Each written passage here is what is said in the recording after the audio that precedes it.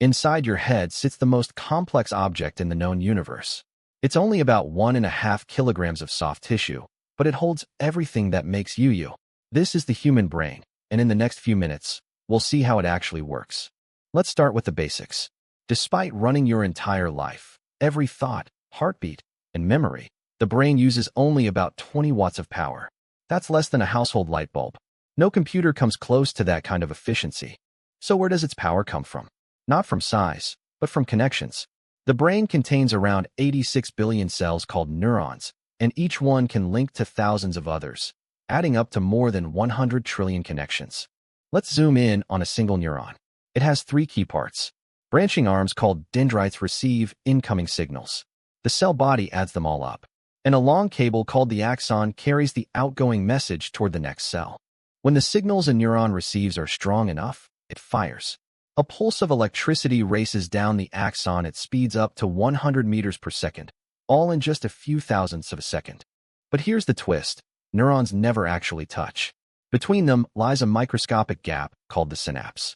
When the electrical pulse arrives, it's converted into chemicals that float across the gap and tell the next neuron whether to fire. Now the clever part. Every time 2 neurons fire together, the connection between them grows a little stronger. Neuroscientists sum it up in one phrase. Neurons that fire together, wire together. This is the basis of all learning and memory. Zoom back out, and these networks organize into regions. The brain has 4 main lobes. The frontal lobe handles thinking and decisions. The parietal lobe processes touch. The temporal lobe deals with hearing and memory. And the occipital lobe, at the back, handles vision. The brain is also divided into 2 halves, the left and right hemispheres. They're joined by a thick bundle of nerve fibers called the corpus callosum, which lets the 2 sides share information hundreds of times every second. So how are memories made? Deep inside sits a small curved structure called the hippocampus. It acts like a librarian, taking the day's experiences and deciding which ones to file away as long-term memories and which to let fade. And your brain is never fixed.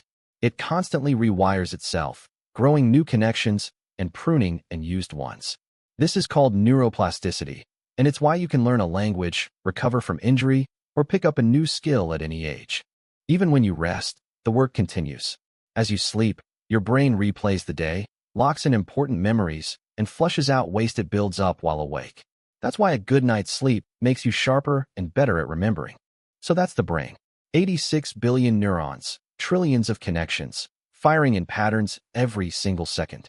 All of it, electrical, chemical, and constant, adds up to something remarkable: your mind, your memories, and you.